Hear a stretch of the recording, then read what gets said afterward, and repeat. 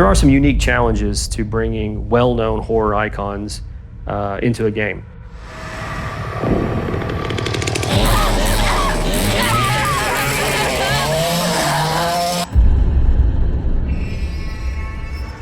Oh man, what was my first experience with the Texas Chain Saw film? My first experience with the Texas Chain Saw Massacre, probably very uncommon compared to what most people did. I saw that film when I was 8 or 9 years old. The first time I saw the Texas Chain Saw Massacre film, well, I was in college and I was hanging with a bunch of folks who loved like classic film. So way too young to be watching the Texas Chain Saw Massacre, but like a lot of kids growing up in the 80s, you know, that's what we did. We got a VCR and we went to the video store and we were renting Friday the 13th and Halloween.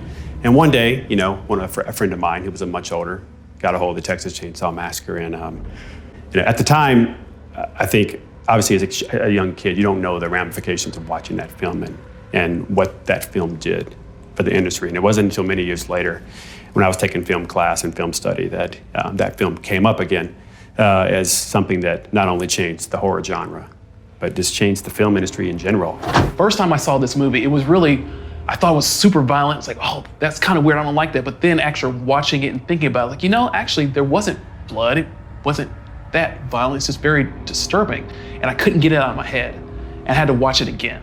And I had to watch it again and again. And each time I picked up something like, wow, these characters are strange and there's a dark humor in it, but still it's sadistic, and I just fell in love with it. The original '74 film, I feel like I saw that when I was younger, and I don't think I fully understood what I was seeing. And it wasn't until, it was either my junior or senior year of high school that I really started to go like, oh, and then a rewatch again in college really drove it home for me as like, this is something special. This is a special film.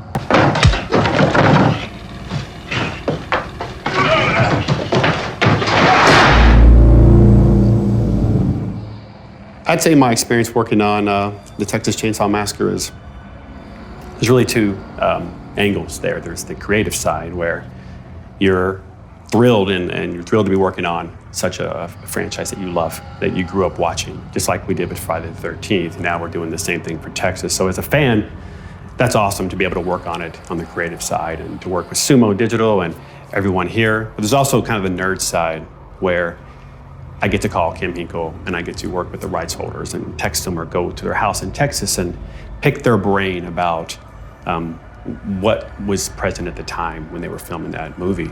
For a video game, obviously you need more than the cook, the hitchhiker, and Leatherface for a multiplayer match. So we knew we needed some new characters. So part of the process of creating characters for the Texas Chain Saw Massacre involved speaking with Kim Hinkle, the original rights holder. He's been pivotal in giving us access to designs that he's got from way back when for other characters that would have been in the universe. To work with Kim Hinkle on this is really a dream, because a lot of these franchises, a lot of these iconic horror IPs, the original creators may not be attached anymore. They may not still be with us. And if you don't have that voice in the mix, something's missing, in my opinion. So it's been a dream to have him be not only attached, but like in the trenches with us.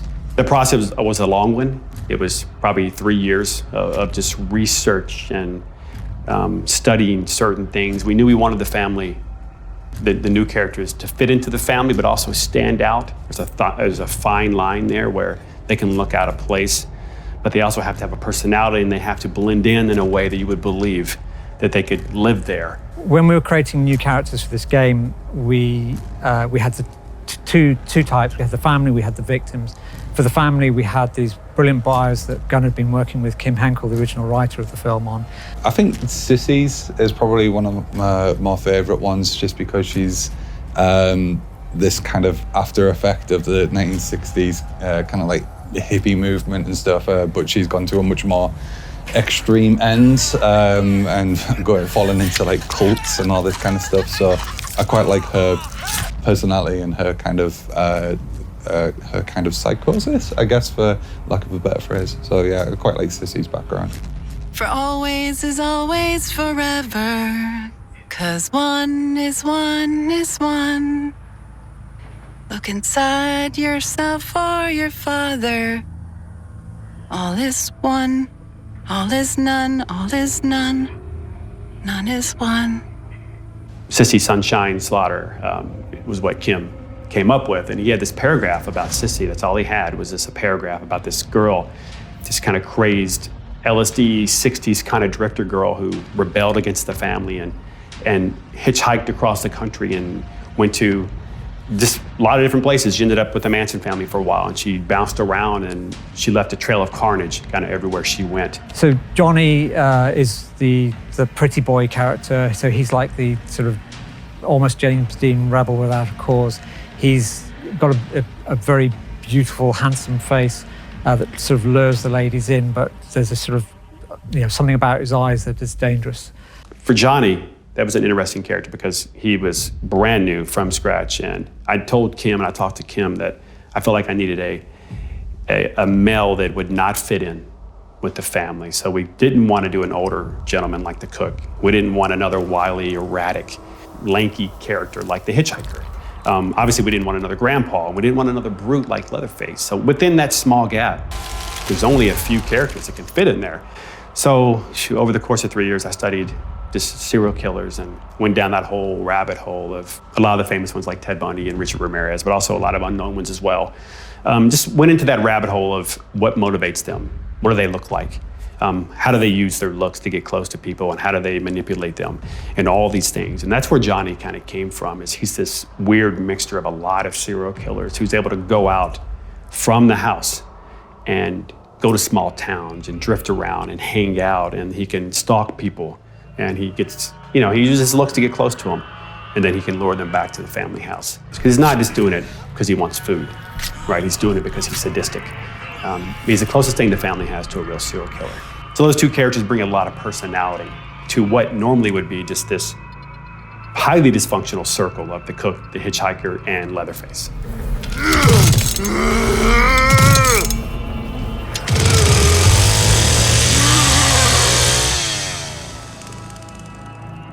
The chainsaw from the Texas Chain Saw Massacre is as much a character as Leatherface, or the cook, or the hitchhiker, or grandpa, because it's right there in the title, but more than that, the sound of it, the look of it, the menace.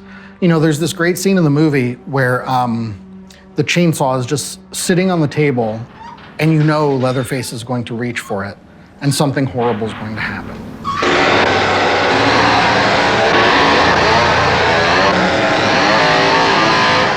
That implied moment of what is happening to the characters because he started that up.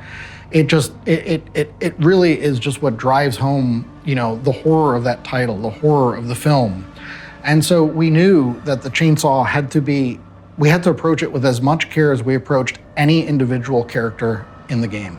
When you see Leatherface without that chainsaw, he loses something. As cool as it is to see him use the hammer and kill Kirk or something like that, that chainsaw might as well be a part of him. Might as well be part of his mask or his clothes. So we knew that chainsaw had to be represented perfectly, or as close as you can get. And luckily we, Ish here and Mad and Ben took time to scan the real saw that we found. We have 4 or 5 saws here, Poulons. It was interesting. It was a lot of, speaking to older repair people that have, 40 plus years experience fixing chainsaws this old. So it was interesting to go down those roads with those folks, but it allowed us to be able to get a chainsaw running, a couple of them, to be able to do all the capture that we needed to do. So it definitely was like trying to get a character up off the ground, like something that you're building from the ground up, because none of them worked.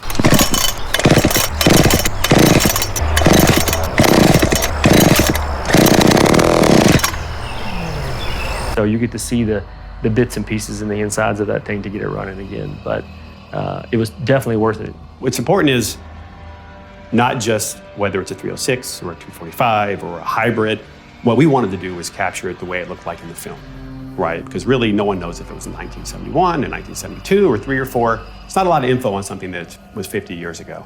So our goal was to look at it in the film, get as much reference as we could, scan the real saws that we have, try to get that saw as close as you can. We wouldn't normally do that for a lot of other weapons. To nail the authenticity of this saw, my focus is always about sound. It's just a thing I really enjoy. And I knew I only trusted one guy to help me with that, and that's Watson Wu. Hi, my name is Watson Wu. I am a sound designer, sound effects recording artist. He's one of the best out there. He's done a lot of the racing franchises and games that people know about. And I knew that we had a unique problem because that saw is really loud, and you need specific equipment to capture that. And I knew he had captured very loud vehicles and very loud weaponry, and he had the tech to do it and the know-how to do it. Yeah, the chainsaw was, and probably still is, the biggest overall sound design challenge of the game. I mean, it's the Texas Chainsaw Massacre. The chainsaw had to sound awesome, and Gunn, quite rightly, really pushed to make sure we got as much quality and authenticity into the sound of the chainsaw as we can. We started off, importantly, with them actually sourcing the exact model chainsaw from the film. So we had a 1970s Poland chainsaw, which they then took out into a field with Watson Wu. It's one of the world's finest field recording experts. And they just spent the day thrashing it around and having a big guy walking around and just getting a sense of it. And I gave them a huge shopping list of every sound I'd possibly want out of it. And they just obliged and gave me this massive recordings that I could work with. So it was great that we could bring him on to help us get exactly what we were after. But we got to go even further with that, in that the types of equipment he brought not only could handle it, but also handle it in a full range of dynamic sound, which allowed us to get great source material to hand off to Ross to bring that into the sound design of the game, and being able to have a discussion with our partners at Dolby to start introducing Atmos into this game, which it might be one of the first, if not the first, horror multiplayer games that has Dolby Atmos within the game. So then, after that, really, the thing we had to think about was, did we want to have a canned chainsaw sound that you sort of press a button and a pre-made sound plays? Or did we want to go a little deeper and do something quite complicated and replicate an actual chainsaw engine? It felt like it'd be a letdown to the fans not to have what felt like a real, actual chainsaw.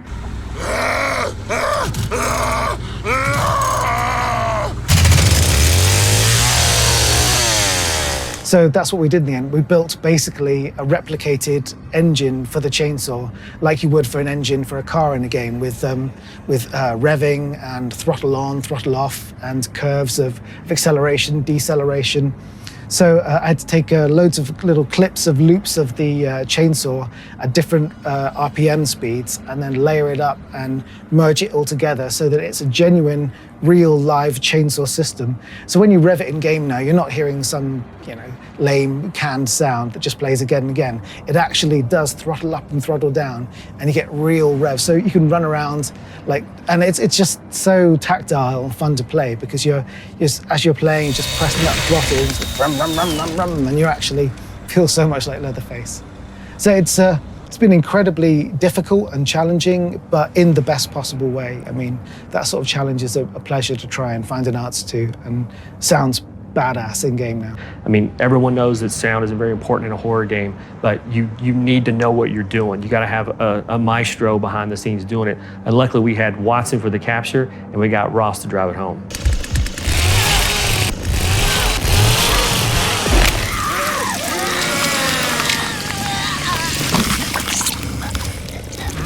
A character's backstory can inform design, but also a character's design can inform backstory. When you're creating characters for video games, there's this push and pull between the needs of the game and the needs for narrative. And, you kind of go back and forth. There's something about creating characters for a horror game because there's so many tropes, there's so many character archetypes, there's so many things that you expect to see from those characters that people are used to within the world of horror. And then to take that a step further within the world of the Texas Chain Saw Massacre, we had these specific character types that we wanted to bring in. We were still designing the game. We were still designing how these characters would exist within this world, what their strengths would be, how they would play. So we started kind of going back and forth between, here are some of the strengths we want to bring in, here are some of the gameplay styles we want to bring in, and marrying that to these archetypes, these kind of characters that you expect to see in these films. We take Leland, for example. Back in high school, he's part of the wrestling team. Waned away a bit when he moved into college, But that strength and agility that he has forms kind of his attributes within the game. So he has high levels of strength, and also his actual special ability allows him to barge into family members and knock them down. We've also got Julie, who kind of grew up in California around the beaches and surfing, a lot more sporty lifestyle. She's got much better stamina attribute, which allows her to move around the level much more agile and avoid detection by the family.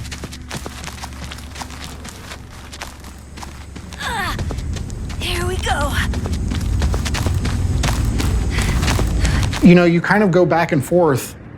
You never are fully invested completely in a backstory or fully invested in a gameplay style. They both are kind of existing loosely, almost disconnected to some degree, until you start to realize, hey, this character that we've created, they really fit with this gameplay style. You know, now let's take that a step further and think about a deeper way to play them. Think about more about how that'll inform their visuals, more about their dialogue, more about then some of that little, you know, seasoning that we can throw on that character as well.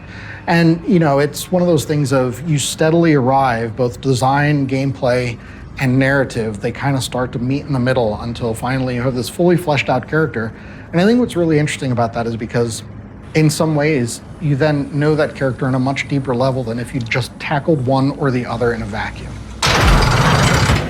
But having a bit of context about the character's personality, the kind of character traits, are they timid, are they outgoing, are they confident, are they aggressive, all those kind of traits. They're really useful for putting that into the design and trying to think about the personality of who you're trying to create. And this is going to sound like a bad thing, but basically when I'm designing something, my mind tends to wander. But when it's wandering, I'm trying to think about that character and trying to think about their background and trying to think about the personality and how you can try and inject that into the design, because it does come through. So yeah, the background of the character is quite important when it comes to designing. We wanted to make sure that the player knew, why are these characters here? We didn't want just a bunch of random victims showing up and then you spawn in the basement with no backstory, right? So we started to fill in the gap with, okay, who are our main characters and what are they doing and how does the family come in touch with them? How do they get kidnapped? Where were they at when this happened? Those are all important pieces for us when you create a story. That's why we settled on this story of Anna and Maria and incorporated a lot of things that make Texas, Texas, like the sunflower season, like the wildflower season, and this art student who's out just finally breaking away from her home and going to college, and then she's out taking pictures of the bluebonnets and the paintbrush and all these awesome flowers. And she gets caught in the wrong place at the wrong time. That gave us a reason and put her in a location that was close to the family, to one of our new characters. So without all that, you really don't know as a player why you're playing and who these characters are. So really a lot of that backstory was important for us to ground the characters into a timeline within the franchise. And also, honestly, if you think about it, it's hard for you to care about a character if you don't know anything about them. The thing is, because we're facing our fears in horror films, you know, we're facing these things that terrify us, the way the characters then react to them, it's kind of the surrogate for us. It's mimicking how should we approach these? How can we overcome them? How can we face these things that are, you know, we find terrifying, whether on an individual level or family level, or fear about society as a whole? And I think, you know, the Texas Chain Saw Massacre, it's really good about doing that because, you know, there's these undercurrents of, you know, economic despair and economic disparity and, you know, rural versus, you know, urban, and about, you know, people, outsiders coming into these very, you know, kind of enclosed, like isolated communities as well. And I think a lot of this stuff just gets layered on in the film, but gets layered on in a lot of horror movies. You know, you can, if you want to watch a horror movie at the surface level and just enjoy the gore, enjoy the blood, enjoy the screams, you totally can, and it's a great time. That's the best way to watch horror movies. You know, you just get the popcorn and start screaming. But you know, I mean, there's a lot of people that analyze horror and analyze the characters of horror as thinking about the manifestations of our fears as society and individuals. And I think if you approach horror that way, you'll start to realize how smart and how intelligent and how really like meaningful so much horror is. And a lot of people just never get past that surface level. For me, hopefully everyone sees all the hard work that we put into this game and all the effort that it takes on our half here, Gun Interactive and at Sumo Digital, to take a film that's so old and to recreate that in digital form for people to play with their friends and experience like the movie kind of all over again. Hopefully everyone loves the game and what we're doing, and we look forward to letting everybody play it soon.